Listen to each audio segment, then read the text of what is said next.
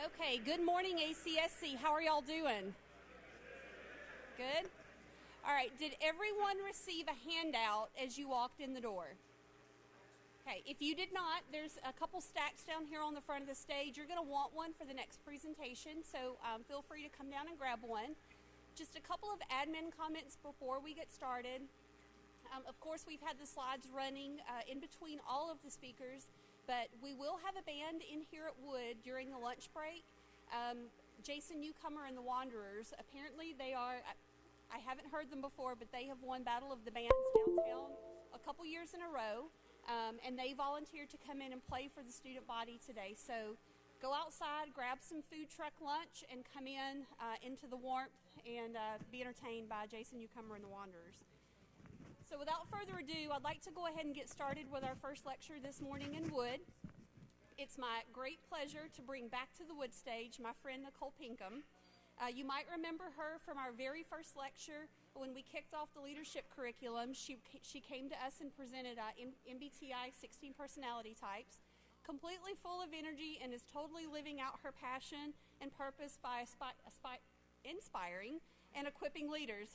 Excuse me. So, without further ado, if I can please welcome Nicole back to the stage.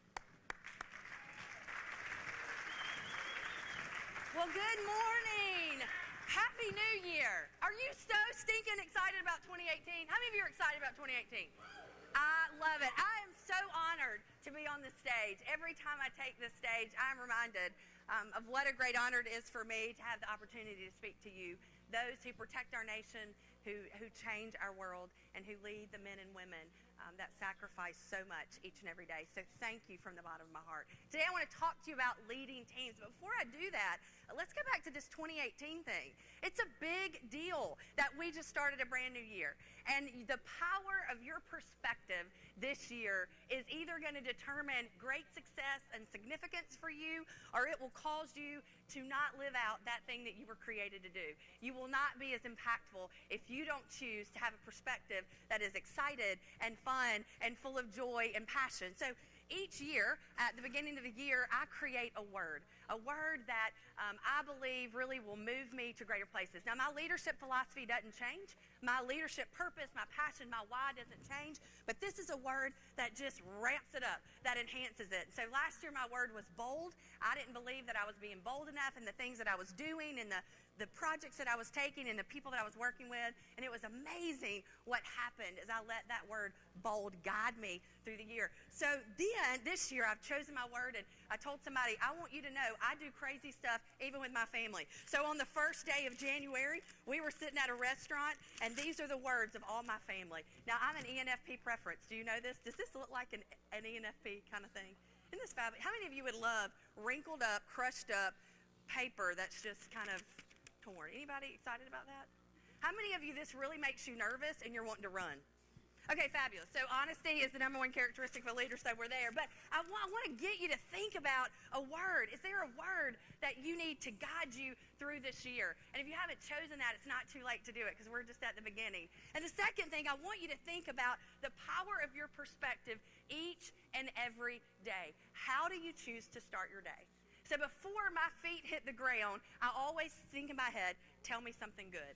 What is something good that is either happened or going to happen or I expect to happen through the day? And it shifts my mind to a place of positive expectation for the new day, the power of perspective. And so you may have noticed this window, but every day when you open up your eyes, you're looking out of the window of your perspective. And there are 4 major panes as you've looked through the 16 personality types that you view that from, and there's great power in that perspective. And so today we want to talk through that. What can you do with your perspective to enhance your leadership capability and capacity so that you can maximize your impact in 2018 as you complete what will be one of the best years of your life, I'm sure, at ACSC, and then head to really impact and empower the leaders of this world. So we need to start that. Look at the person next to you and tell them you are the luckiest, most blessed person in this room. Go ahead and tell them that.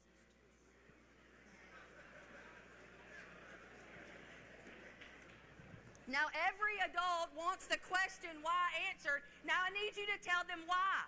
Tell them why they're the the luckiest, most blessed person in the room. Tell them it's because you chose to sit by me. Go ahead and tell them.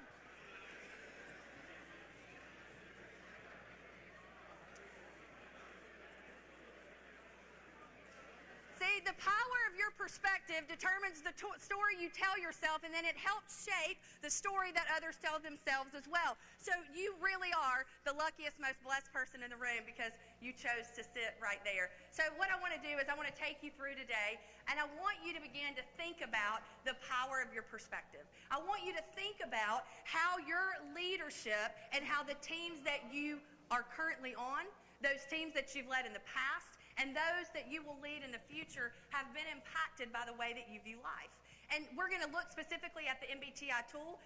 My goal today is to help you use this tool to maximize your impact as you lead others and to know how to intentionally flex your perspective in a way that causes you to have greater influence as you lead. Because leadership is about relationships. And relationships are hard and messy. And when we understand the power of the perspective that we bring, and we choose to flex our behavior in a way that moves us forward, that's where the real power is. So I want you to think for just a minute about teams. I know many of you have been on teams that have thrived, and they're teams that have excelled and done well, and probably you've been on teams that have not been quite as successful as you had hoped. And so for just a second, I want you to think about what are the necessary traits of an extraordinary team. Because as you take command, many of you have been in very critical roles in the past as you've led, you've been able to articulate and to create a culture that allowed success to happen on the teams where you were either a leader or a member. But if we can begin to take the traits that are needed and break them down to the core so that as you walk out, you ensure that your perspective aligns with the traits and you know how to flex your behavior in such a way to create that culture, then you will have far more success as you go to your next place of command, your next position. So that person, that is the luckiest person in the room that you've had the opportunity to sit by. I want you to take just a minute, have a conversation with them. What are the necessary traits for an extraordinary team in your perspective? On your mark. One more thing, I didn't say this. It's really helpful if you smile. So I'm just telling you, people that smile, you just want to talk to them. But if you just look like this, nobody wants to talk to you. So if they're going to feel lucky and blessed, just smile at them, say good morning, and then talk to them. On your mark, get set, go.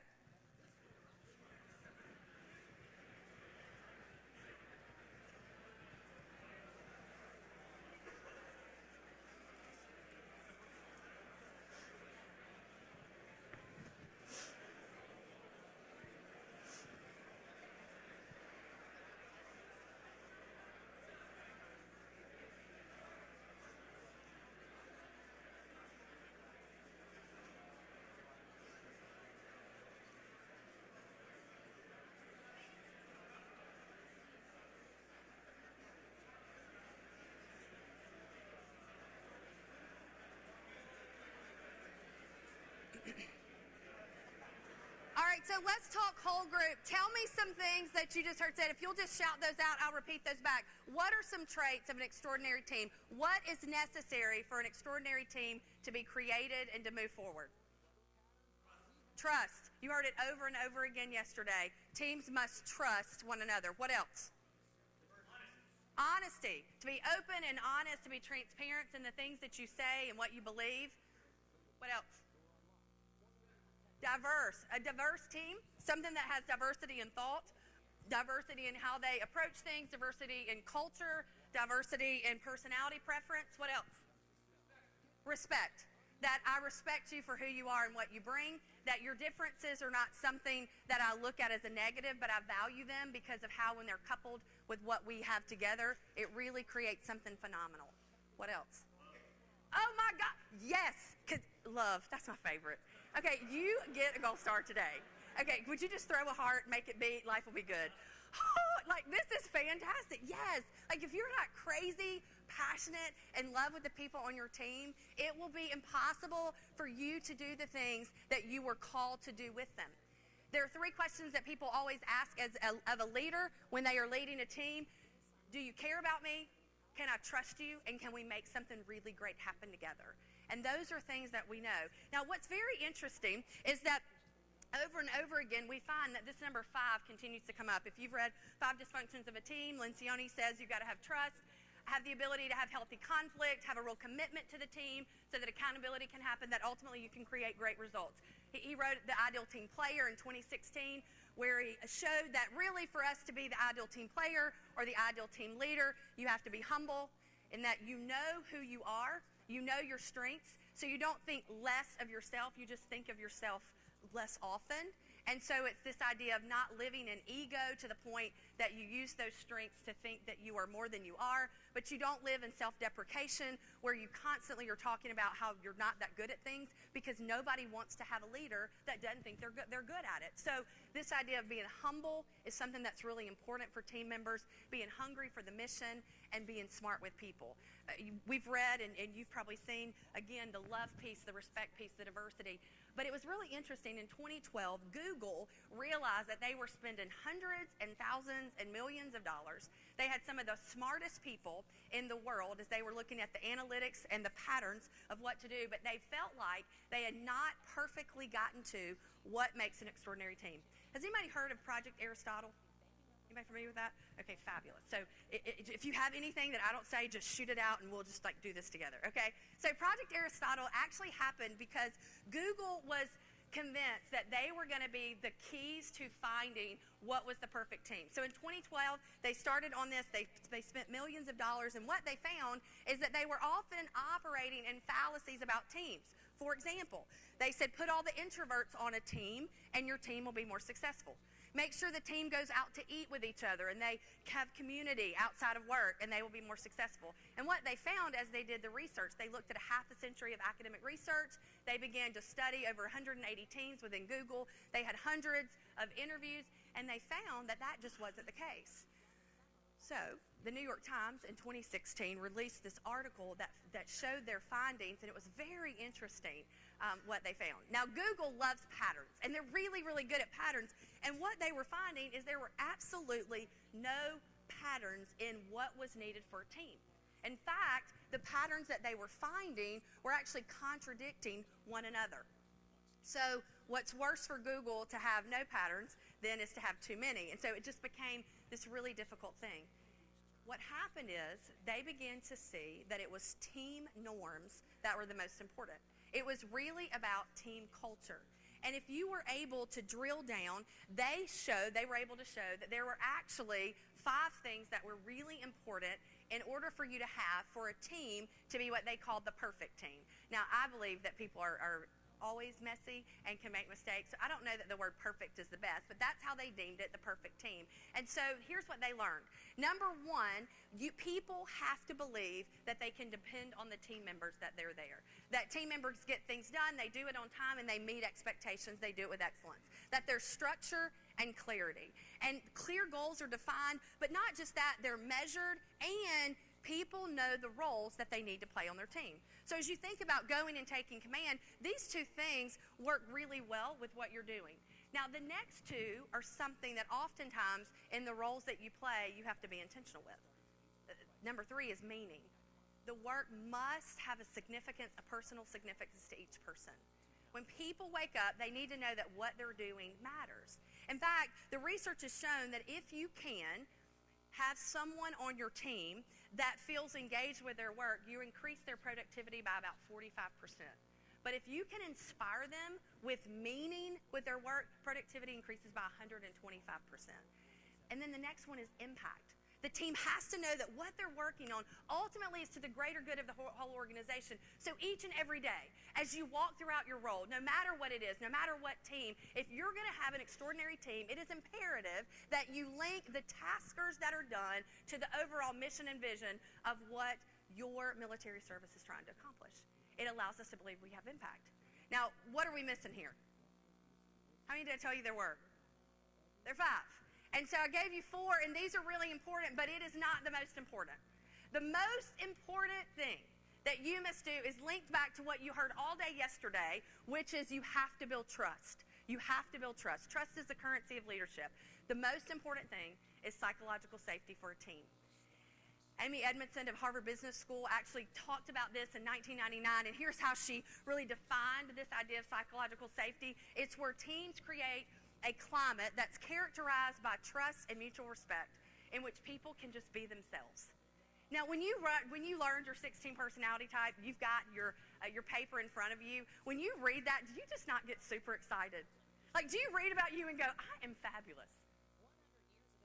Okay, I hope. If you don't, then I'm going to ask you to start making some adjustments to the way that you're thinking. Because I read my preference, I'm like, that is fantastic. I love that that's how I'm wired. But I also can see the absolute beauty in the other 15 personality types. That's not my sweet spot. That's not my preference. And so how you begin to wire that and speak about that in your head is incredibly important. The other way that Amy just defined this idea of psychological safety is a sense of confidence that the team will not embarrass me, reject me, or punish me for just being me and speaking up. That's a really important thing. So if you think back to that team that you were thinking about just a moment ago where you thrived, I would guarantee that most of you would say, I got to be me, and yet people on that team cared about me. They loved me enough to not allow me to stay the same. They accepted me for who I was, but required me to flex my behavior in such a way so that I could be more, challenged me to be more than what I thought possible. And that's really what we're called to when we're leading teams.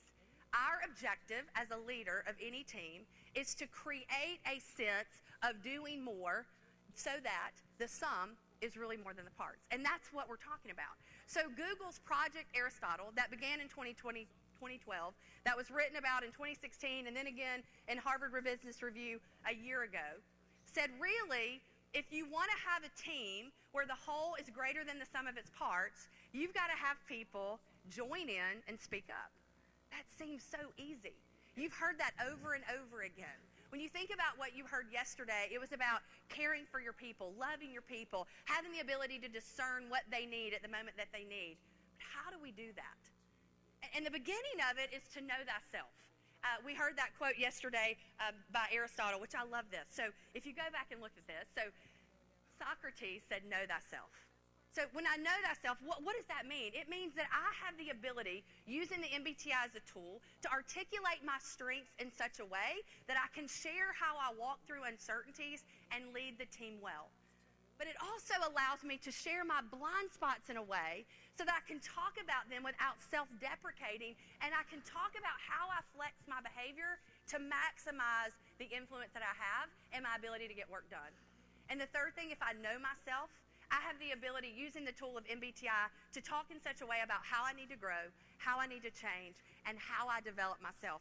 Now, the thing that I love about these two quotes, though, so Socrates was the teacher of Aristotle. And Aristotle says, knowing yourself is the beginning of all wisdom.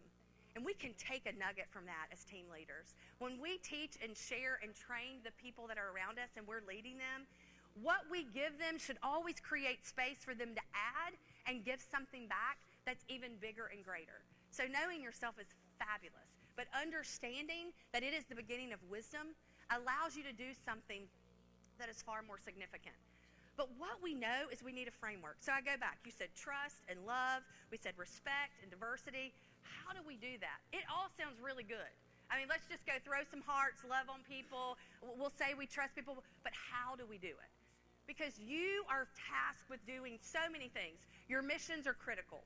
Your commands are overwhelming. As I looked at the responsibilities that you have as you go and take command, it's not something that most people want to sign up for. Like, yeah, I don't want to spend time with my family. I want to work on Christmas. I don't want to have time for self. You saw that list over and over again. So if we have a framework that allows us to be more effective and productive as we lead teams, it's really helpful. So I need your help. Are y'all with me? Y'all with me? Feeling good? All right, so I'm going to need you to try a little experiment for me. I've got some numbers up here, 1 through 54. So you see the numbers. I'm going to bring them back for just a minute. So what I want to do is I want to give you 30 seconds. And you have 30 seconds to find the numbers 1 through 54. When you're done, just simply raise your hand to let me know that you're finished. You'll notice they're different font sizes, they're different colors, they're different sizes. So I need you to really focus. Now let me go back to 16 personalities really quickly. E's, you might want to talk about this out loud. I'm going to ask you to flex your behavior, hold tight. I's, you're like, this is ridiculous. Why are we doing that? Because I asked you to, so just smile. It'll be fine. And S's are like, why in the world do you have so many details? And N's get a little bit bored with this. So regardless of your personality, I want you to flex for me for just a minute, and I want you to start with 1, and I want you to go to 54, and you're going to have 30 seconds to find them. When you are finished, simply raise your hand and let me know you're done. On your mark, get set, go.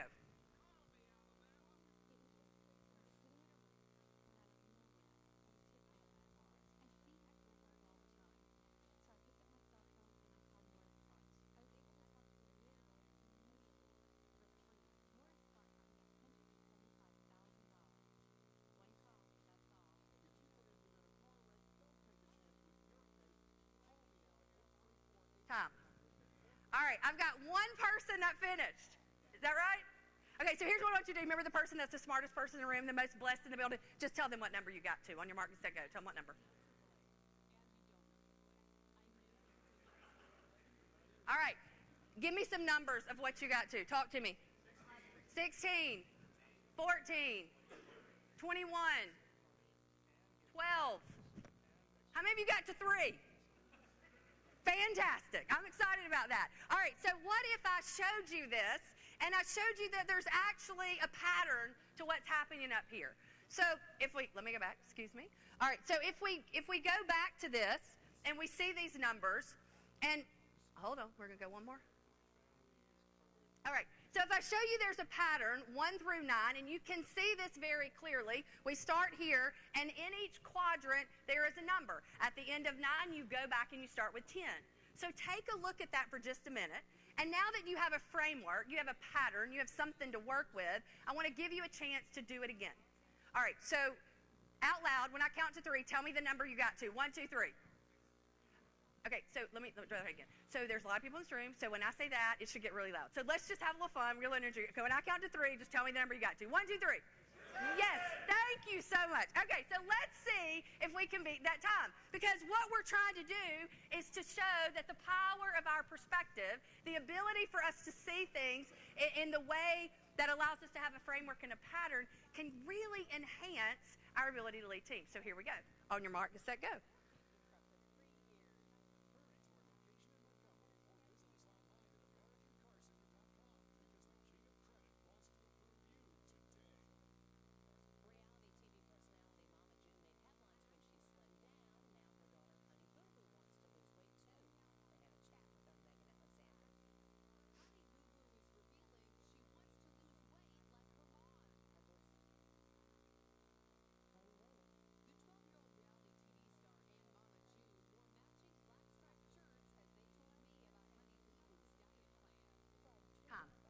I see a lot more hands raised. So how many of you increased and how many of you were able to find? Fantastic. Look at the person next to you and say, I'm phenomenal. Just tell them.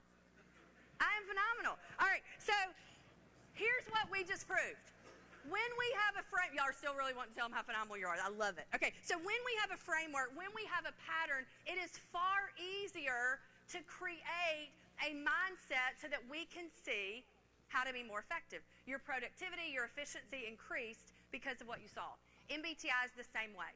So when we look at MBTI, we use this simply as a tool. I'm not saying it's the best tool. I'm not saying it's the only tool. But what I am saying is that I have found through my work that it is one of the most effective ways to begin the conversation. Because when I am able to articulate the patterns that I see in human behavior, it allows me to foster this idea of openness and trust. It gives me an opportunity to affirm with words that are objective those things that I do well and those things that I have some blind spots on. It allows me to emphasize similarities, but also to really value diversity. It helps me to increase really the things that I do with productivity, because preferences can be aligned with team tasks, and ultimately we can find ways, as General Quast said yesterday, to put the right people at the right jobs at the right time. And MBTI supplies a framework for teams that they can begin to walk through and navigate communication, team culture, leadership, problem solving, conflict, and stress. And if you look at what Google, Project Aristotle, proved was the most important, it was that team culture and the team norms. So your why is really important. Why is this? Why do we have to use this? It's because we can assume that what you believe and what interests you interests me. And so when I was here in August, and I see some familiar faces, and I see some I haven't seen before. So I hope if you know your MBTI, if you don't, You've got that sheet in front of you. You can quickly walk through those. But you found your place, and you see your sweet spot. How many of you do not see the 4 letters that are your preference on the board? Okay, fabulous. So find where you are in that framework. And it really helps you answer the question, who am I? So why is that important? Why is this question, who am I, important? Well, it's because when you couple who you are with your why, with your leadership philosophy, with why you do what you do, to your direct reports, you're the most important leader. More important than any general that has been on the stage, more important than anyone who has taken command of the unit. When people report to you, you're the most important. You are more likely than any other leader to influence their desire to stay or to go. The trajectory of their career, their want to be ethical, their ability to perform, their ability to serve, their satisfaction with their job. And again, your why and who you are can increase and inspire people in ways that increases productivity in a way that is exponential to who they are. And your why and who you are can absolutely help your team create a vision and a mission within it that ultimately increases and is able to be a part of that of the whole organization. Our whole theme for this conference has been about uncertainty. And in the moments of chaos and many uncertainties, there are 2 most important things as a leader you have to remember: who you are and why you're here, your leadership philosophy and your purpose, and what are your preferences? What is your perspective in life? What are those 4 preferences, those 4 dichotomies that when you look at the world you see?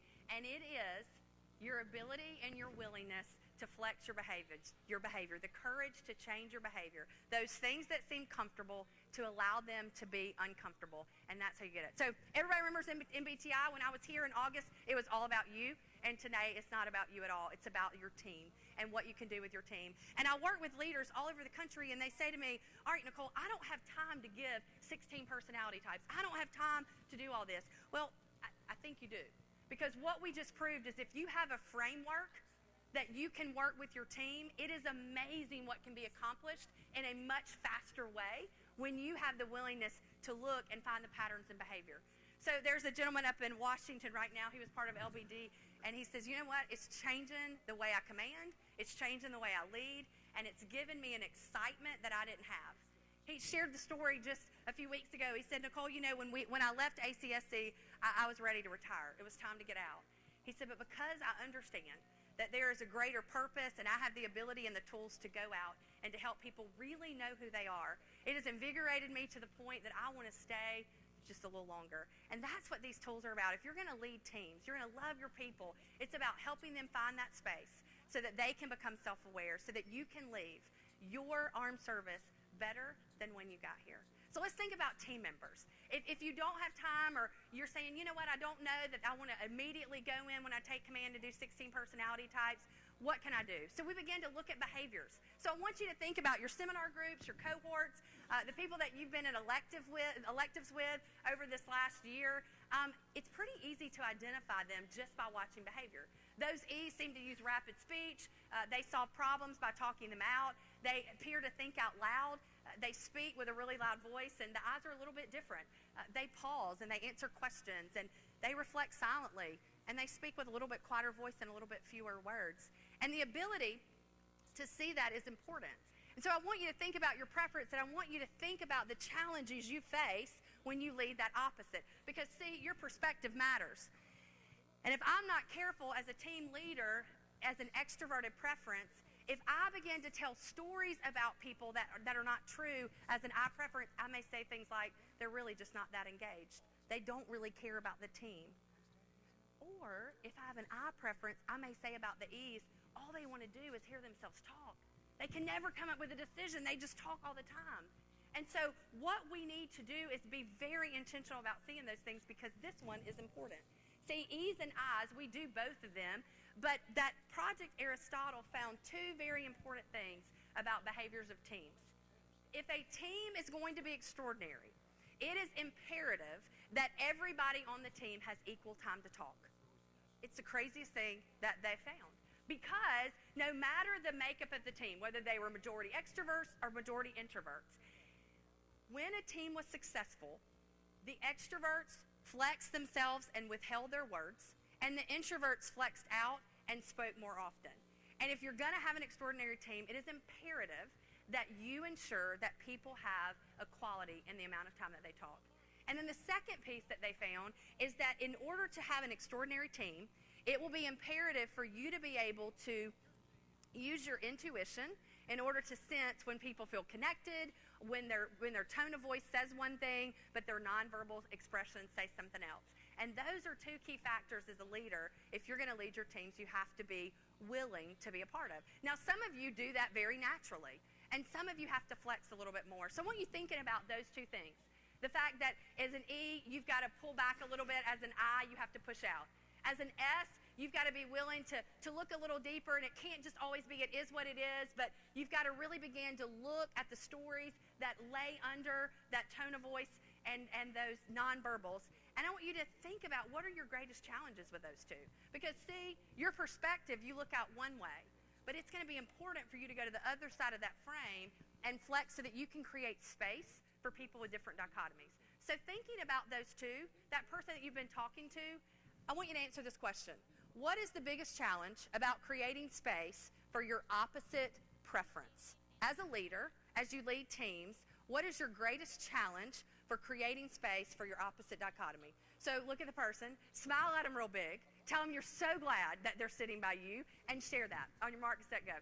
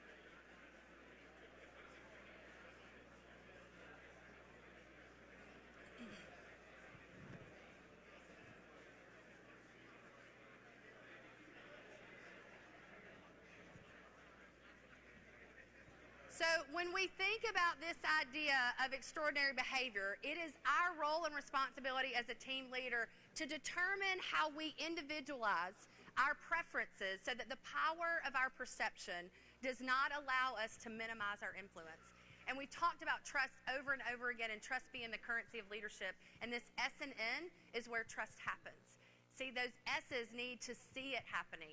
And if I'm trying to determine how do I build trust with people, if I have an S preference, I need to know step-by-step instructions. I need the questions of what and how to be answered. I need you to use precise descriptions and be really interested in the practical. I need you to not go on and on about patterns or try to find meaning in every conversation we have. I need conflict to be about what you observe, not about what you think is going on. And if I'm an N preference, I need you to really look at the long-term impacts of the decisions that you make. I really, really need you to answer the question, why? Not because I'm trying to say that what you're doing is wrong, but if I can connect the why of what we're doing with that meaning and purpose of what I know that I'm called to, then it allows me to be more effective and find that meaning and safety. If I'm an N preference, I need you to talk about the possibilities and not say it is what it is and this is the way we've always done it. So if I'm going to build trust and I'm going to create psychological safety and impact, it's found in the S and the N preference. And wherever I fall in that dichotomy, it's imperative that I flex my behavior to the other side. So for you N preferences, you're going to talk about possibilities. You're going to give away and give insight and be able to use your intuition to see how people are feeling and what they're thinking. But you need to flex to the place where you can really be about the details and that you can be practical and that you can have conversations about what you've observed. This is where psychological safety happens. This is where the magic of teams begins. But too often, when we have all the taskers on our list, when you've got people that are wanting your attention, it's really hard to focus in if we don't take time to create a plan prior to the craziness and chaos. And this not only goes with our work teams, but with our families, with our community teams, with the teams that we find ourselves on, just in other environments that we have. If we're going to be all that we're called to be and have the greatest impact on those that we've been called to serve and lead, we have to figure out what we need to do to flex our places in our lives so that we can have psychological safety and impact can be created. So when you look at these words, I want you to think about what resonates with you and think about how you as a team leader will create space for those other words to be a part and be appreciated in the teams that you serve. Because we all have S&M preferences. We all have them, but we have a preference for one over the other. And then we think about the T and the F. This is where decisions happen. How many decisions do you think we make a day? 35,000 decisions a day, right? About 35,000. Now, that depends on who you read. Some people say up to 50,000, depending on the level of command that you have. But this is the place where when we are thinking through our teammates, we've got to figure out what's most important to them. So where are my T preferences? I remember last time there were a lot. Where are my T preferences? Love it. Don't you just love when you get to make decisions and you get to watch people make decisions? They are logical, and when people are making decisions you're not sure about, you kind of test them, and you want to make sure you have competent people, and logic rules. I love T preferences. Now, where are my F preferences? Okay, now don't you love it when people make decisions that allow harmony to happen, and you get to really see things that impact your world when your values are those things that are seen as you make decisions. And don't you love it when you see people that they care about those that they lead? Don't you love that? It's good stuff. So how hard is it when we come to the place of command to create space for both? Because there are times when logic must rule and people are thought about, but at this point, we've got to take it a different direction. And there are times when we can be really intentional about pushing the values out and connecting it back, but it's not easy. So when you think about your preference and you think about creating a space for those that you lead with your opposite preference, what is your greatest challenge? Why don't you take just a minute to think about that as a leader? So T preference, you make decisions one way. It feels really good to you. When it's done and you lay your head down at night, you know that you used logic and it was the best decision based on the information, the facts that you had. For your feeling preference, when you lay your head down at night, you need to know that the people that you lead were thought about, cared about, and that they were at the center of the things that were decided. So as a leader, what is your greatest challenge in creating the space for your opposite preference? Take just a minute. Find out what the preferences of that really lucky, amazing, blessed person is. Ask them what their preference is. And then talk about what you do to create that space. On your mark, get set, go.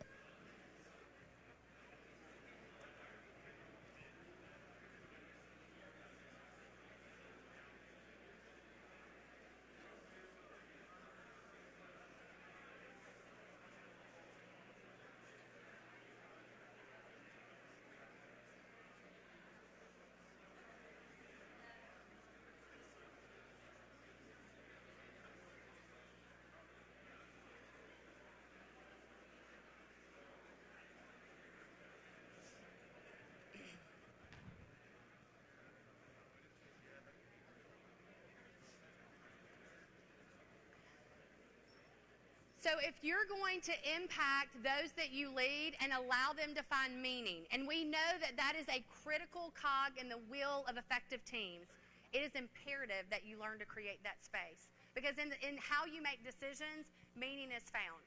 And certainly as a leader, you will never be able to make decisions that all people love. However, you can create a space where they're both thought about. Because as a T preference, when we take in the F preferences, it creates a far more holistic decision. And as an F preference, if we always lay the logic on the decisions that we make, it certainly allows us to make the most holistic decisions. So when we think about T and F and those words associated with it, we have to be reminded that we have to use our head and our heart as a leader. We have to be personal while detached from those things. We have to critique and also be subjective. As a T preference, I would encourage you to lead with praise, and as an F preference, lead with critique. Because when you do that, you're flexing your behavior in a way so that you understand the power of your perspective. To be firm but fair, but always to guard your decisions so that mercy is there. And when General Quast yesterday talked about this ability to discern the human qualities that are within, this is where it begins in how you make decisions and articulate them in a way so that people are inspired by you and instead of simply having to follow your command. We do both, but we don't do them with the same ease. And the last one is the J and the P. And for me, this is the most fun because you guys live in this world right here. There are timelines and deadlines. It's structured and linear. Yet it's so much fun for me to work with those of you that find that your life looks a lot like the P preference. So the J and the P preference presents a lot of excitement as you think about dependability and structure. And so when you think through leading, how will you as a team leader ensure that you allow people to have the joy of closure and the joy of process? Now, this is my favorite. Where are my joy of closure people? Like, you love for things to be decided. You just get excited when it's done. Where are my joy of process? It's not about the decision. It's about the journey. I mean, it's amazing. And let me just say, as a leader, this will be one of the most difficult things for you to navigate. Because as a commander, if you make it too quick, you may have missed something. But if you hold it off too long, you may have caused something to happen that was not only best for your flight and your command, but the best for our nation. So when we look at all of these things, here's what we've talked about. Your perspective with energy, your perspective with attention, decision, and work style. And you've got this house. And you've heard me do this before for those of you that heard my brief, but it's always a good reminder. If you're on the first and second floor, remember, you can go to those people's rooms at any time. If you're on the third floor, that third floor of the house, you need to make an appointment with those people. And if you're on the fourth floor, you need to make an appointment and call and confirm that they really want to see you about 15 minutes before you arrive. It's really important for you to understand that. And then if you're on the left side of this house, it's all about it is what it is. And then on the right side, it's about all the possibilities. And it's really important that when you look at where you are in that house, that you're communicating with people on both sides of that house. And then if you look at the outer two columns, the T preference, remember, you are objective in your decisions, but go inside into those middle two so that you can find the people that will allow you to put those personal values at work. And those people in the center with the personal values, never forget to apply that logic and to connect with the people on the outside. And for those of you that say, I hate being in a box and I don't like it, those of you on the second and third floor, those are your P preference, and you're constantly trying to fly out. Allow those J's to keep that structure for you. And every time you lead, every person that you interact with, quickly ask yourself the question, did they need to talk it out or think it out? Did they need to talk it out or think it out and think it through? And whatever your preference is, ensure that you provide space for the other. Do I need specifics or do I need big picture? What do they need and how will I provide space? Are the decisions of the people that I'm leading based on logical implications, or are they constantly thinking about the impact of people? And do the people that I lead, do they really have joy in closure, or is it joy in the process? Because see, whatever you prefer, your perspective is powerful. And each one of you have a hallmark. And so if you can begin to navigate through, and that's the handout that I gave you. It clearly outlines what it is that you do so well, and the perspective that you bring to the team, and the hallmark that you bring. And if you can learn about yours, but more importantly, if you can understand the hallmark of what each team member brings, you can maximize them in such a way that you can create something where really it is that the sum is greater than the parts. See, your perspective is powerful. Take a look at this. See, this person says they're 4. That person says they're 3. Who's right? They're both right. It's whatever side you're looking at. So your perspective is right, but so is the other side. And so it's our responsibility to see both, to appreciate both, and to value both. And there are a couple of lenses that you can see, and I want to show you this really quickly as I wrap up. When you combine these frames, these dichotomies together, we can learn even a little bit more about who we are. You see, STs, at the end of the day, you need things to be practical and matter of fact. And if you have an SF preference, you need sympathy, and you need to know that people are being friendly and meeting the needs of those you serve. And if you have an NF, whenever you finish the day, you want to have enthusiasm and you want to see insight. And NTs say, you know what? Logical and an ingenious decision is needed. We can couple these next three lenses together. So as we look at the pains, the IJ, the IP, the EP, and the EJ, that's called the orientation lens. Some of you in teams need autonomy. Some of you need connection. Some of you need flexibility, and some of you absolutely need resolution. Then you have the quadrant lens. You need the reflective and the practical, and some of you need the energetic and the imaginative. But you've got to know the lens in which you prefer so that you can create space for the teams that you have. And then each one of you, I want you to take just a minute. I want you to find your preference on this slide. The letter that's bold is what we call your impact letter. It is the letter that shows the preference that is your favorite. It shows the preference that is the one that is the most grown up, the one you enjoy the most, the one that you're really best at living out in your life. And so when you look at that preference, everybody got it? Does anybody not have their letter? Okay, so when you look at this, this is what you will create with team culture very naturally. If you have an S, your team culture will be realistic and down to earth. It will be dependable, and it will have structure and clarity. If you have an N preference, it will be a visionary type team culture, and the perspective will be discussed and talked about often. If you have a T preference, it will be very principled and fair. And if you have an F preference, if that's your favorite, ethical as well as compassionate will come through. And then finally, I want you to look at this one more time. I've given you a framework. We've talked through it. Do you think that you could do it a little bit faster now? The same is true with teams. When you have a framework and pattern with teams, you can know yourself and speak of it in a way that is much easier. You can lead your team and create space for them so that they can become more self-aware and they can grow and have a growth mindset. You can know your perspective and the power of it and then flex it in a way that creates space so that you are herding tigers and doing it well. But it doesn't matter your preference. Here's what I want to ask you to do. In all things, choose happiness. Shannon was up here earlier, and it's something that I always take with me. If you saw me yesterday, I just carried this bag. You too can have one. It says choose happiness. And so inside, when you open it up, the bag says smile. Is that not fabulous? How many of you want one of these bags? Fantastic. I got a few. But you know what? It does not take any money to choose happiness. It doesn't take a dime to smile. But what it does is create a team that believes that positive purpose is ahead. And as we started, and as you said so well, don't stop loving your people. Because no matter your preference, no matter your team culture, if people know that you care, if they know they can trust you, and if you move to action, it changes the world. So take your hands up, throw your heart, look at the person next to you and make it beat. Some of you are struggling, flex your behavior. And let me close with this. So my purpose today was to help you with perspective. So I would like for you to do one last thing. I need you to take your thumb, and I want you to put your thumb out. I want you to close one eye, and I want you to cover me up. So take your thumb, close one eye, and cover me up. My purpose today was to show you the power of perspective. Take your thumb out, cover me up, close your eye. Now change your eye. I hope your perspective is different and that you see a happy, smiling face. Have a great day. Thank you so much.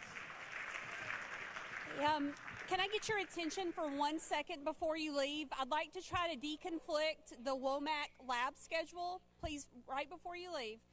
There was a miscommunication, at least with some of you, on the WOMAC labs. There are two separate WOMACs speaking, Jason and Jody, okay? So if you're going to Jason Womac's lab, it is in the next hour, and it's on the first floor at Miss Frick, okay? The following two lectures will be Jason Womack speaking in Polifka. But if you are attending Jody Womac's lab, you will actually miss the lecture. So if you're in that category and need me to show you on paper what I just said, please come up before you head out. But this is regarding the Jason Jody Womack labs.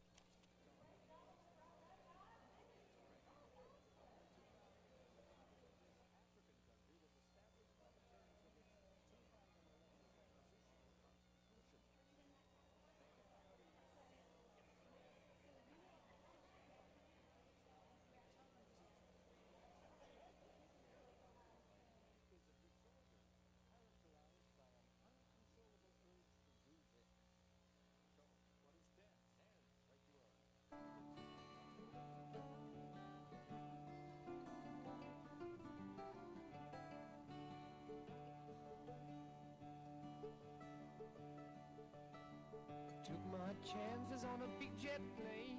Never let them tell you that we're all the same. Oh, the sea was red and the sky was gray. I wondered how tomorrow could ever follow today.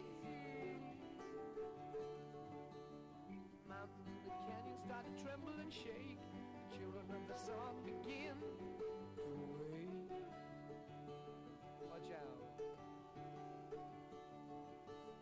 Seems that the wrath of the gods got a punch on the nose and it's starting to flow. I think I might be sinking.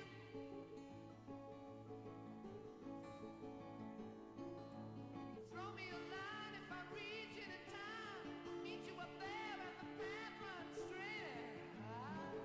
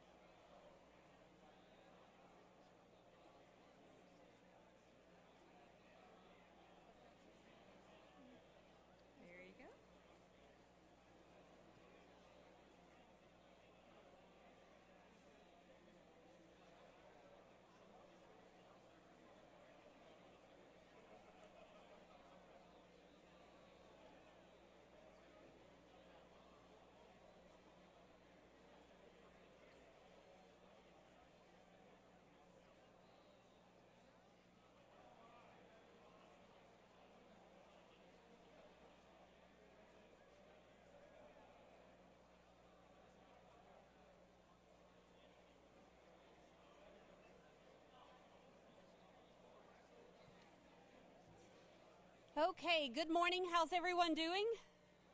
Doing good. Okay. Just a really quick admin note that I'd like to bring up.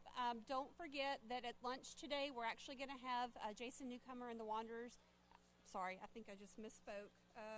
Jason Givens and the Wanderers in here performing a live set music for y'all. It's a little cold outside, so I suggest grabbing some food, coming in here, having them entertain you for the lunch break today, and we hope that y'all actually like that.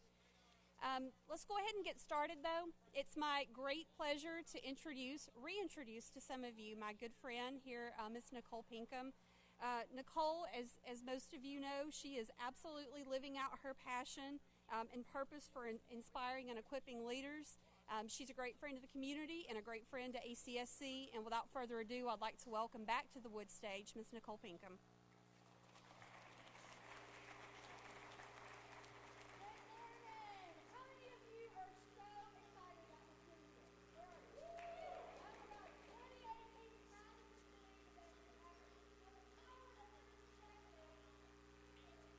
Immeasurable, because if you have already decided that it is going to be the best year ever, it will be the best year ever. If you've decided, I'm just going to do what I can to get through ACSC, hope command is good, do what I can. Okay, that is not going to be your best year ever. So what I want to encourage you to do is to take just a minute and think about your new year. How many of you have chosen a word that is going to direct your new year? I got a few people. So every year, I really have found that this is something super helpful for me as a leader. My philosophy in leadership doesn't change. My purpose and my why and why I lead does not change. However, when I choose a word, it simply amplifies and gives me a word of accountability each and every day when I wake up. So my 2017 word was bold. And I believed in my heart that I had not been bold enough in some of the projects that I had tackled. I had not had the hard conversations that I needed to. I'd been called and asked to do some really difficult things, and I'd said no. And so last year, I had the opportunity to go to Kampala, Uganda, and work with over 10,000 leaders from 10 different countries. And that was a little outside my comfort zone because I had not had the opportunity to do that and hadn't said yes. So just crazy things that I got to do, and those are really small, but the bold piece was really something that pushed me to a new place. And so if you haven't chosen a word, it's a great opportunity to do that. And the one thing that I do is I don't just do this with students or with people I speak with, I do it with my family. So on January the 1st, we're sitting at a restaurant, and these are the words for the Pinkham family and the boyfriends that we've added for 2017. Because you know what? Those boyfriends need to know I'm going to hold them accountable. One has focus, the other one had courage. And I said, you got courage to date my daughter. I'm going to help you with that. So it's just amazing. Now, for some of you, I'm an ENFP preference. So for some of you, this whole torn up piece of tablecloth is driving you crazy. How many of you look at this and you're a little bit unnerved? How many of you are thank you for being honest. How many of you are completely cool and love that it's just this kind of like ragged piece of paper? Okay. How many of you have no idea what I'm talking about? You're just trying to make it through the brief. Fantastic. Like, we got to know where we are. You know what I mean? So each and every year, I pick a word. If you haven't done that, I'm telling you, it will really change how you see the world, the power of your perspective. And the other thing that I do, every morning when I get up, I say to myself, what is good that will happen because of the choices that I make? Tell me something good. Because when we start with a good thing, then good things tend to follow. The power of our perspective. It's incredible. So I need you to do something for me. The person next to you needs to know how good they have it. You need to look at them and tell them, you are the luckiest, most blessed person in the room. Go ahead and tell them.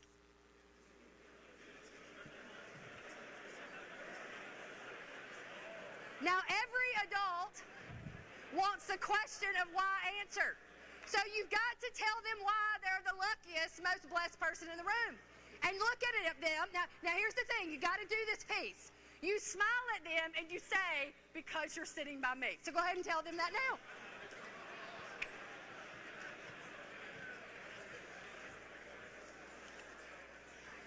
See, the power of your perspective is the story you tell yourself, and if you're going to lead teams well, you must help them articulate a story about you that allows them to see you in the frame in which you desire.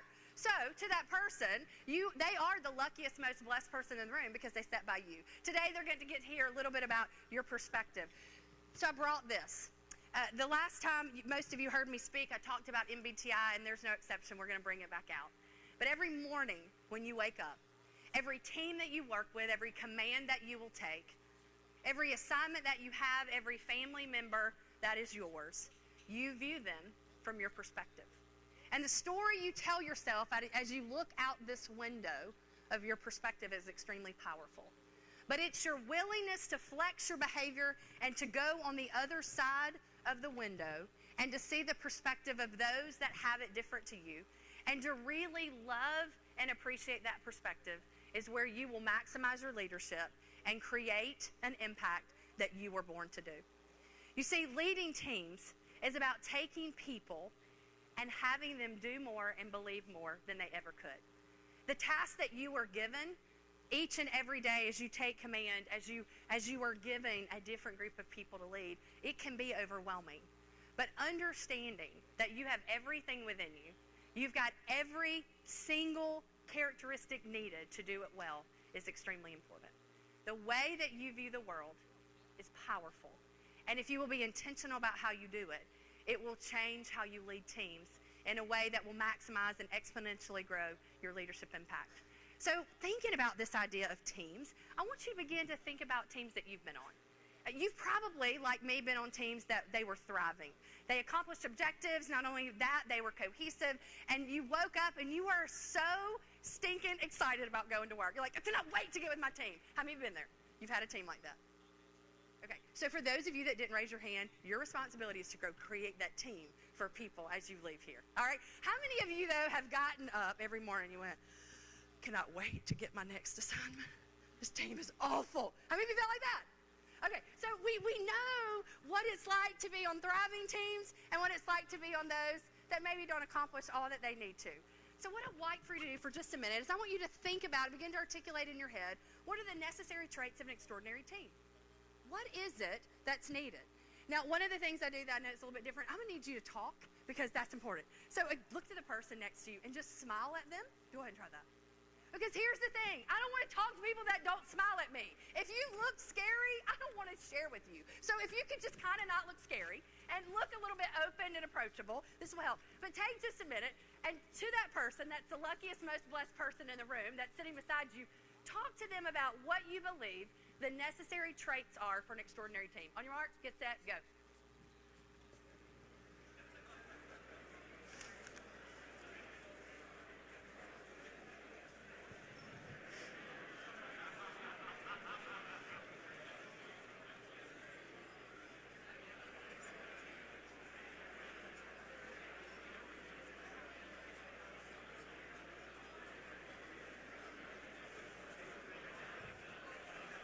Do you remember the answer? Remember the answer? No, you got it. Yeah.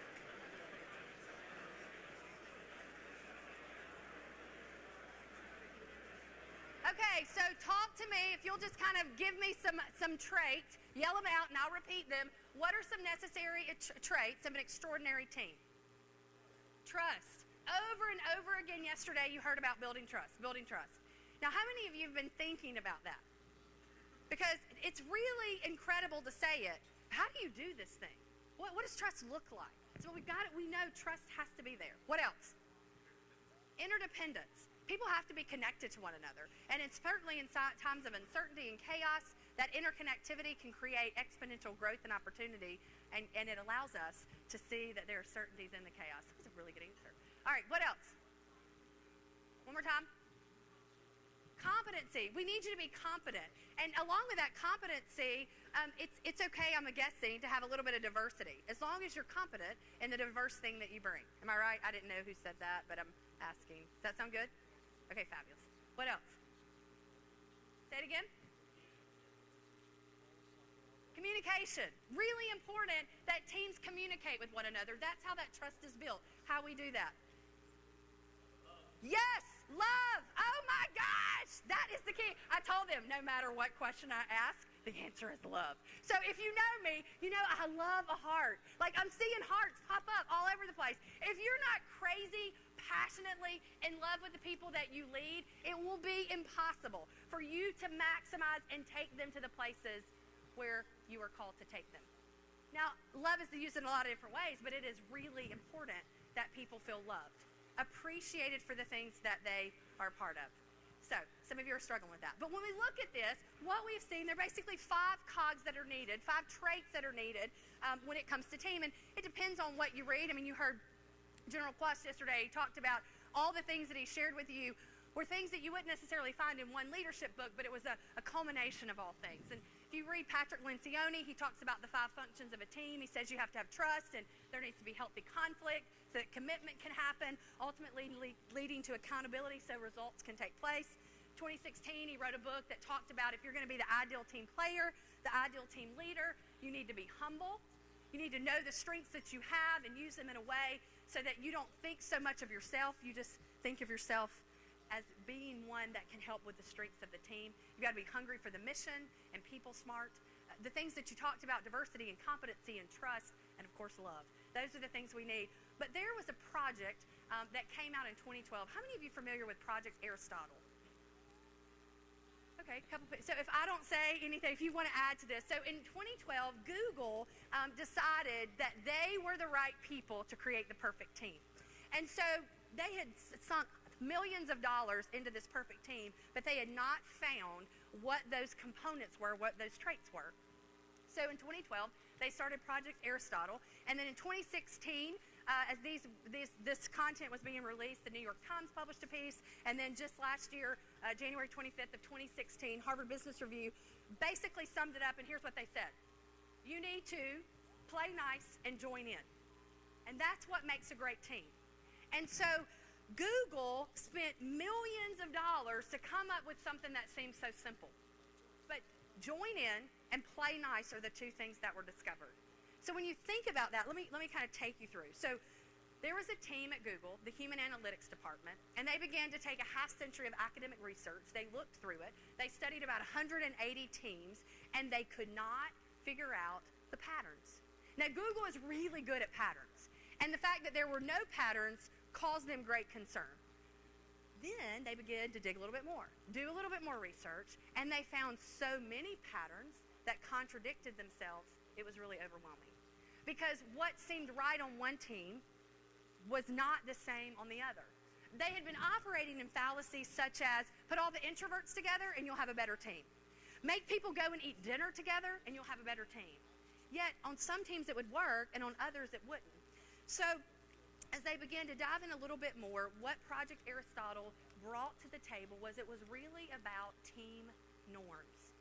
And they didn't have to be the same, but what they did have to be was articulated in a way that people found 5 basic traits. I want to share those with you. So what Google learned from Project Aristotle and the quest to build a perfect team was this. Now, I'm going to just say, they call it a perfect team. I believe that humans are fallible. I believe that we're messy. I believe that we make mistakes, and I don't think there's a such thing as a perfect team. I think we can have an extraordinary team, and if we're going to have an extraordinary team, these are the things that need to be there. Number 1, dependability. Team members need to get things done. They need to do it on time, and they need to meet expectations. That's extremely important to the culture of the team. The second thing was structure and clarity. To have clear goals, well-defined roles, and to measure how well those were accomplished. Now, those 2 for the military are quite easy. Those are done relatively simply within just the confines of the bureaucracy and the systems that you have created. The next 2 are a little bit difficult. They're not things that are done naturally unless you flex your behavior as a leader, and that is meaning and impact. What the Google Analytics team found through Project Aristotle was that in order for a team to be extraordinary, each person on that team had to find personal significance in the work that was being done. And when they laid their head down at night, when they were finished with the project or finished with the day, they needed to know that it was significant. And what was interesting was the significance and the meaning was individualized and different for each team. But that team leader knew how to make it happen. And then the 4th one is impact. It has to be intentional as you lead teams to show how those taskers and those assignments and those commands ultimately create the vision of the institution, the organization that you're working for, how it shows that that vision becomes reality. But you have to be intentional about doing that. Now, how many did I tell you that they found?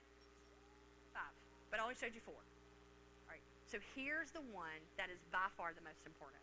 The most important The number 5, which is really the number 1, is if you are going to have an extraordinary team, there must be psychological safety. The most important thing. Amy Edmondson of the College of Business at Harvard in 1999 had done a significant amount of research on this. And so when you look at how she defines psychological safety, I think it really suits what we're talking about. So a psychological safety is where a team is characterized by this interpersonal trust and mutual respect where people are comfortable being themselves. Just being who you are. And she went on to say that it's a sense of confidence that when you speak up, when you talk, when you share, you will not be rejected, punished, or feel like that you are going to be looked at differently because you said something. That's psychological safety. Now, I want you to think back to those teams. The ones that you said that team was thriving. Did you have a sense of safety? Yes? Did you feel safe with those teams? And those teams where you were so ready to get off of them. Were those teams where psychological safety was taken away. See, what we know about human beings, no matter whether they're team members or team leaders, is we want to be known and appreciated. We want to be accepted for who we are, yet not allowed to stay in that same place and challenged to be more and grow more in a way that allows us to impact the greater good. And so, for us to have this quote become reality, that the whole really is greater than the sum of its parts, it is imperative that we find a method of how to make this happen. So you've heard some amazing speakers. You've heard some tremendous content. But what will you do with it?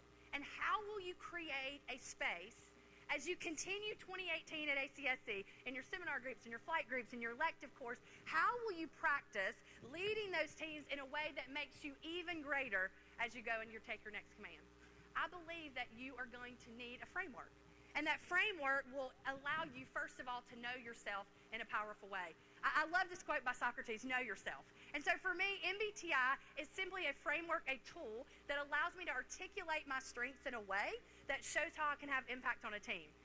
MBTI, the 16 personalities, also allows me to talk about in a very objective way those blind spots that I have and how I flex my behavior to meet the needs of those that I serve.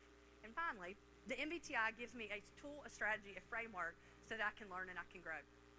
The other thing that I loved, yesterday Janelle showed this slide. Knowing yourself is the beginning of all wisdom. I love that Socrates was the teacher of Aristotle.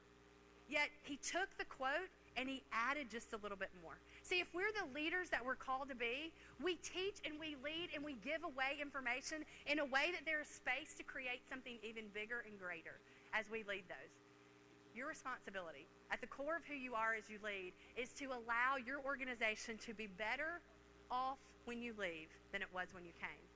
And I believe to do that, this framework is necessary. So will you help me with something? I just want to prove it to you because I know what your personality types are. I've studied you. I know who you are. And some of you are like, yeah, I'm not sure about all this. So take just a minute. I'm going to show you 54 numbers. They're going to be different colors, different fonts. They're going to be all over the page. And I'm going to give you 30 seconds. And what I want you to do is I want you to find number 1, 2, 3, 4, sequentially, all the way to 54. And when you have found all 54 numbers, I just want you to raise your hand. Does that sound good? Pretty easy? Say yes! You're so excited about this. You just can't stand it. Here we go. All right, 1 through 54. On your mark, get set, go.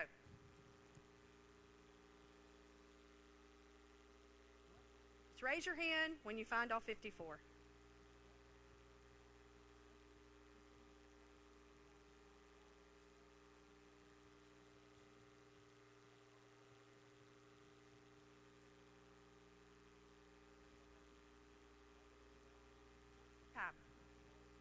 All right.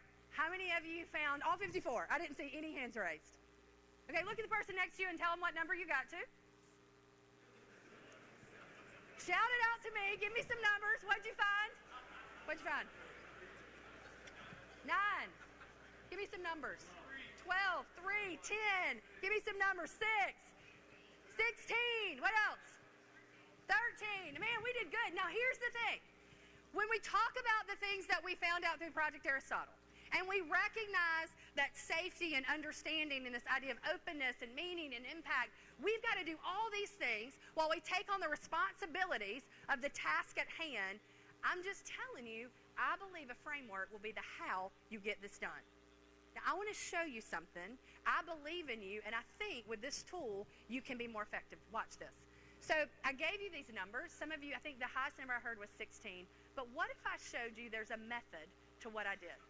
So if we have here that in every quadrant there's a number. So you start with 1 and you go all the way to 9, and then you come back and you see these quadrants or these patterns. Does that make sense? How many of you think you can do better now that you understand the pattern? You've got a framework. All right, on your mark, get set, go.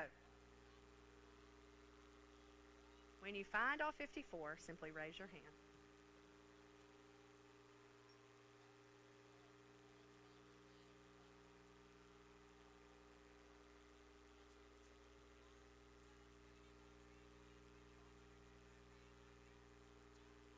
I got some hands coming up.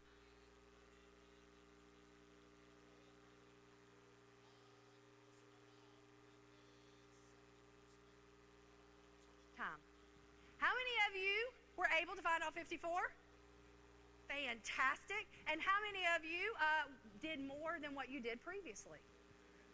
Take a look. Okay, now look. Now I need a little bit more than that. Put your hands up. You did more than previously. So shout out to me on the count of 3 what number you got to. 1, 2, 3. Exactly. So what you can see is that productivity and efficiency and effectiveness increase with a framework. How many of you believe me now? Fantastic. We're making believers. All right, so here's what happens. If I take the same premise of what we just looked at with that really simple activity, and I overlay it with people, understanding that there are patterns in people, all people I lead, whether I work with them in the military, an IT firm, in a public school setting, or at a university, people have patterns of behavior. And the MBTI, while it's not the only one, it's the one that I have found that best works to begin to identify how to find those patterns in people and lead people in a way that creates space for them to be their best selves. To understand that the power of my perspective, the pattern that I see the world in, can be flexed in such a way and seen so that I can really maximize my impact. So what does the MBTI do? And I know many of you are familiar. You guys have been working with this, but it really does foster openness and trust. And I no longer look at you and think and say things to myself like, you're just doing that to get on my nerves. Like, I realize that's your preference. That's how you're wired. And because I know you and you know me, we can begin to build trust in ways that are more effective. It provides me in an objective way to talk about my strengths, to talk about our similarities, and also to talk about our differences.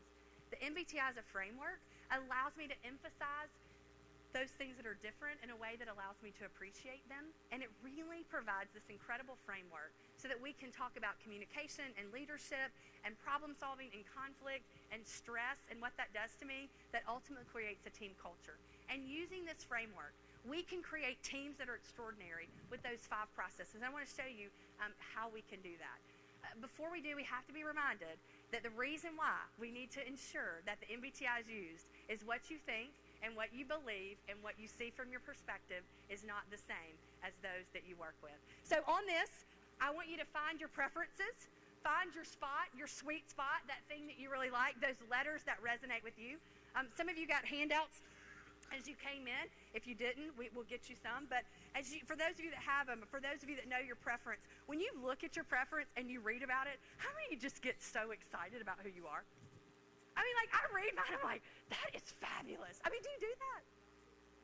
Okay, I'm going to need you to work on that. So the power of your perspective is really important. Like, if you don't like what you read about you, then it's really important we start making choices in our life and start doing things. But when we read about our preferences and who we are, excitement is something, and you may not show it like me. I don't expect you to get up now like, I'm so excited. That's weird. But I really do. And so being excited about who you are is important. Why is this question important? Over and over again from speakers, here's what you've heard. Your team wants to have more of you. To those people that are your subordinates, those that report to you, you are the most important. To your direct reports, you are the most important leader. You are more important than any general that has ever stood up here. You're more important than any commander-in-chief that has ever been in their presence. You are more important than anyone in their life, because you are more likely than any other leader to influence their desire to stay or to go. You are more likely than any other leader to influence the trajectory of their career, to influence their ethical behavior, to decide whether they want to wow those they lead and serve, to create satisfaction with their jobs. and really whether they want to be a part of creating an organization where the vision and the values of the service that you have is realized. And so it's important that people know who you are and they know why you do what you do. And you've had an opportunity through ACSC to take some time to articulate that. I want to encourage you to not only do it here at your job, at your workplace, but at home. Do people at home know what it is that you stand for, who you are? Some of the best conversations, the best lessons I've learned about leading teams have come inside my home, because I know who I am and I can articulate that in a way where I'm stretched and flexed to see that my perspective is powerful, but when I look to the other side is where I find the greatest strength and joy. So we've talked through this idea of chaos, and the whole theme of this has been chaos and uncertainty. And here's what research has shown. Here's what experience proves over and over again. In moments of chaos with many uncertainties, there are two most important things. For you to have clarity of who you are and why you do what you do, why you lead the way you do, and have the flexibility, the courage to flex your behavior and perspective so that change can happen. And when you do that, it doesn't matter what team, it doesn't matter what command, it doesn't matter your next position or post, you will do incredible things if you understand those two as you go. So MBTI, the last time I was here, was all about you. And I'm a little bit concerned that when I ask you, were you excited about you, that you didn't get excited. So I'm going to give you another chance, okay? So how many of you, when you look at these letters, when you understand your preferences, you just get excited about who you are? Okay. How many of you are going to work on that a little bit? All right, so whoever you're sitting by, if somebody just got their hand up and they don't seem super pumped about them, would you just look at them and encourage them and say, I think you're really a great fit to be a leader. Just tell them that because they need to hear it. Everybody needs encouragement.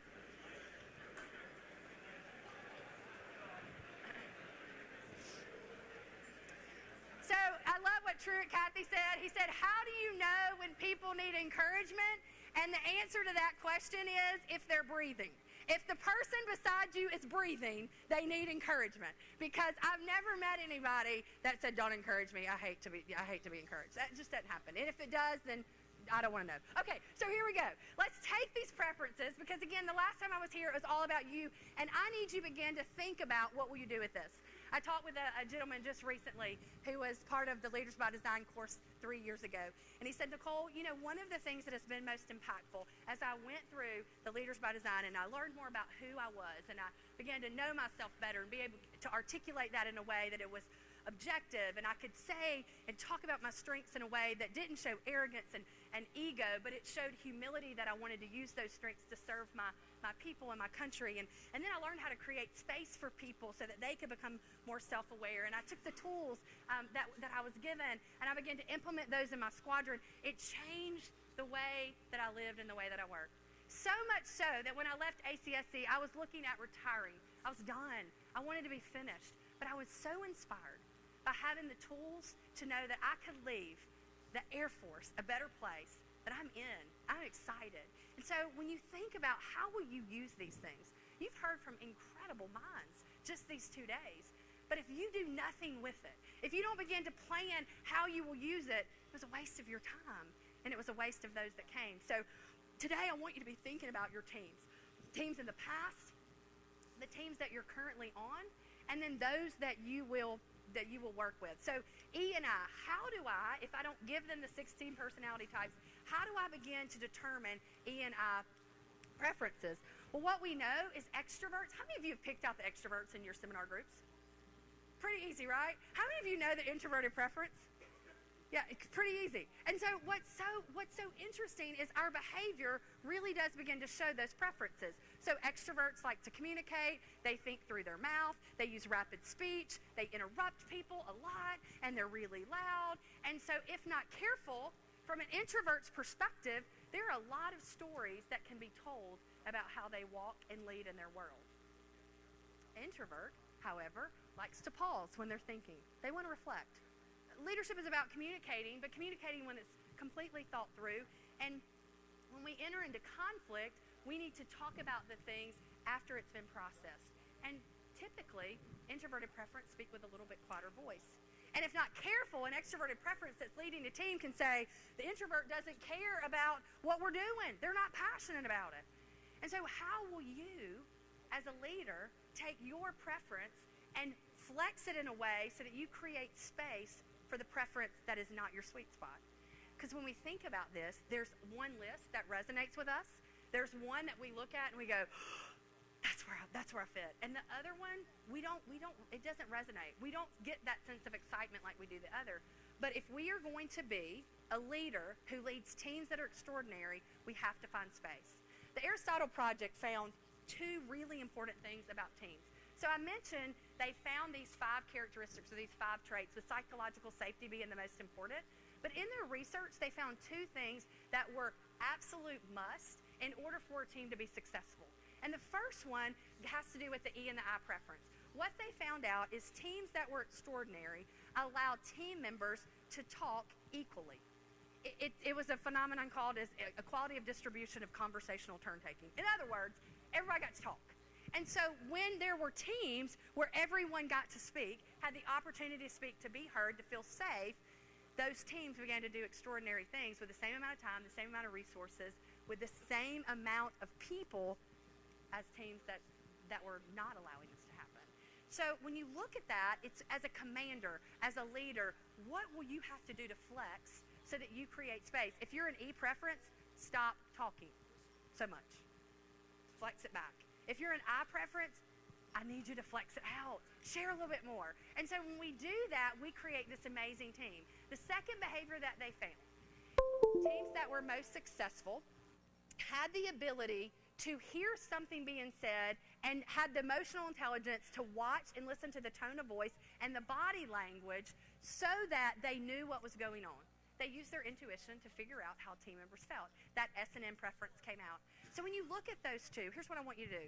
What is the most challenging thing for you as a leader when flexing to the opposite perspective on these 2 behaviors? What is the most challenging thing for you as a leader as you flex to the opposite of your preference? You got it? Looking at E and I, S and N, where do you find the greatest difficulty? Is it pulling back with talking? Is it pushing out with talking? Is it really understanding how to read people and to do it well? Or is it not? Because S and N, S says it is what it is, I see what I see, and N goes, oh, but there's so much more. So take just a minute. You know that person that's sitting by you, the luckiest, most blessed person in the room? Look at them, smile at them, and tell them what your greatest challenge is in creating space around these 2 behaviors as a leader. On your mark, get set, go.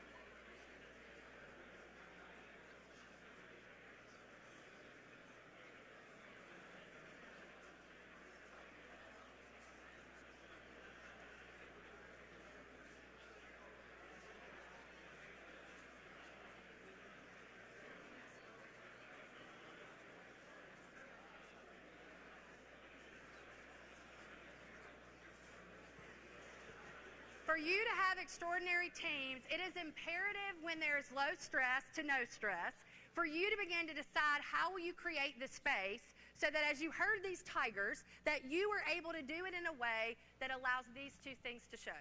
Because over and over again, you've continued to hear this idea of trust. Well, how do you do it? I believe that the framework of trust happens right here in the MBTI. The S and the N preference quickly tells us how we build trust with people. And so as we begin to determine how we set that environment now, while we're not doing that work, practicing on the people that we're in seminar groups with, working with our cohorts, it really gives us an amazing opportunity to exponentially grow our effectiveness as a leader. So when we think about an S preference, it's so important that we give those people, those S preferences, what they need. Answer the questions, what and how, and use precise descriptions, and talk about things in reality, and talk about facts, and be practical. And that N needs to see greater meaning, and they need to hear the why question answered, not because they're doubting that you are in charge, but because if you can connect a why to an N preference, you've created meaning for them, and they want to know possibilities. See, psychological safety and impact are found in the S and the N preference. And the more you can begin to look at the power of your perspective and how you flex your behavior to create a space for them, the more effective your teams will be. S and N.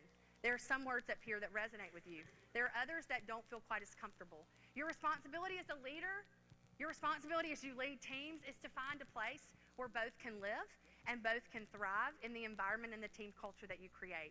See, we don't do S and N in the same way. We have a preference one over the other. We've got to determine how do we connect with those team members.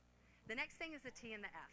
So this is about making decisions. So team members make decisions, and you as a command leader, you as a leader will ultimately have to decide at some point what has to be done. You'll have to command out. Yet the F preference really wants there to be consensus. So how will you navigate that? How many decisions do we know on average an adult makes? About 35,000 decisions a day, and says it's even more the higher you go in command. And so what you do here will be incredible and very important as you set your team culture. You see, those T preferences want to test you, and they're impressed with decisions that choose logic and the whole idea of thinking through a pattern of if then that. But the F preference is not as inspired by that. And let me just say, to engage the people on your team, you increase productivity and efficiency by 45%. To inspire them, you create productivity to over 125%. Productivity increases 125% when the people that you're leading feel inspired. And this is where you inspire them, how they make decisions. A person with an F preference needs to know that you're thinking about the people and that it's value-centered in all you do. So how will you begin to navigate that in a way so that you can create space for both of those to happen? Because what we know as adults is that our preference is what feels most comfortable, but our impact is far greater when we go to both of these preferences. This is where meaning is found for us. And when decisions are made in our squadrons, in our teams, in our homes, and in our families that allow us to find meaning, we feel connected and we do amazing work. And so we have a preference of T and F. And then this last one probably for me is the most fun, J and the P. Guys, you live in this world right here. This is what the military creates for you. Where are my J people? Where are my J preference people? I love it. Okay, where are my P preference people? I love that too. Let me just tell you, it's hard in the world you live in because you look like this all the time.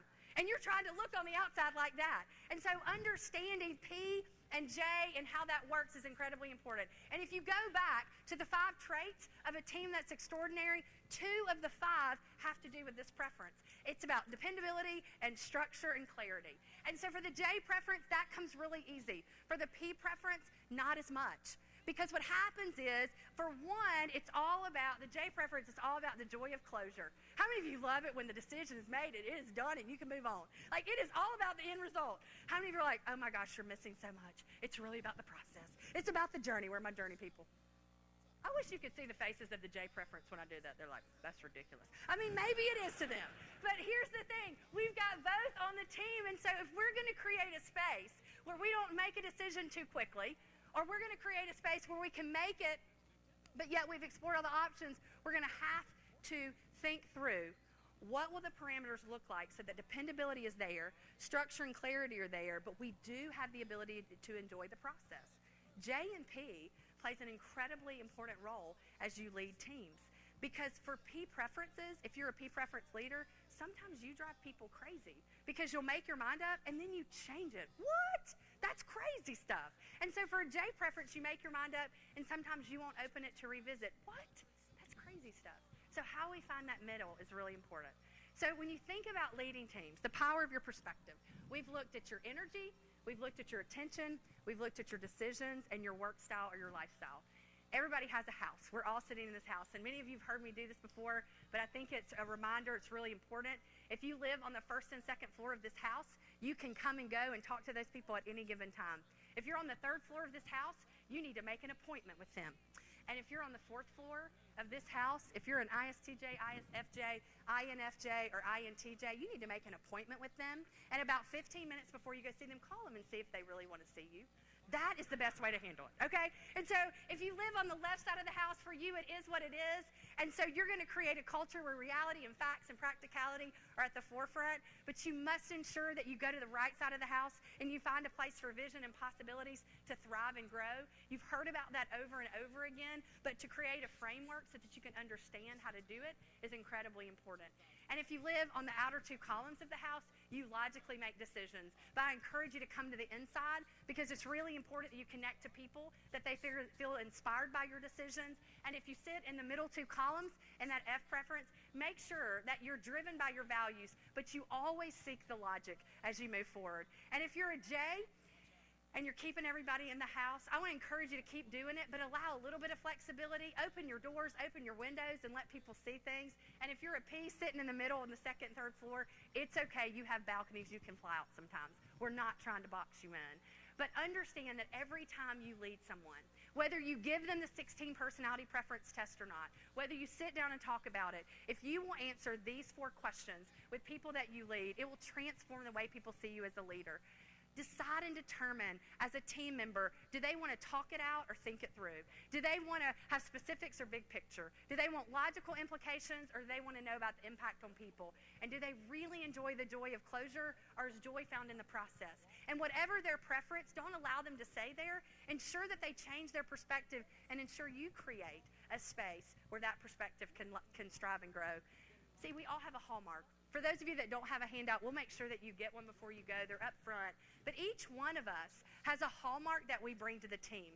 See, if you're an ENFP, you bring imagination to every command that you go to that lights it up. If you're an INTJ, there is vision that is inside of you that can transform the way any organization that you lead carries out their mission. If you're an ESTJ, your decisiveness brings greatness to every team that you lead. And if you're an ENTP, your initiative inspires people around you to do more and to be more. You've got to understand your perspective, but you've got to be willing to flex that behavior in such a way that you go to the other side. My question to you is, who's right? Are there 3? Are there 4? What's the answer? They're both right. See, all 4 dichotomies, when put together, they're both right. What we've got to be willing to do is go to the other side of that frame and see it. And see, we can see lenses in different ways. I just want to show you a couple. When we put our lenses together, the S and the T, the S and the F, the N and the F, the N and the T, this is going to be a team culture that you create very naturally. So if you're an ST, it's going to be a very practical, matter-of-fact culture. If you're an SF, you're going to be thinking about your people. It's a sympathetic, friendly environment that you will create. If you're an NF preference, you're going to be enthusiastic and insightful with your team culture. And if you're an NT, you will be ingenious and logical as you walk through your command.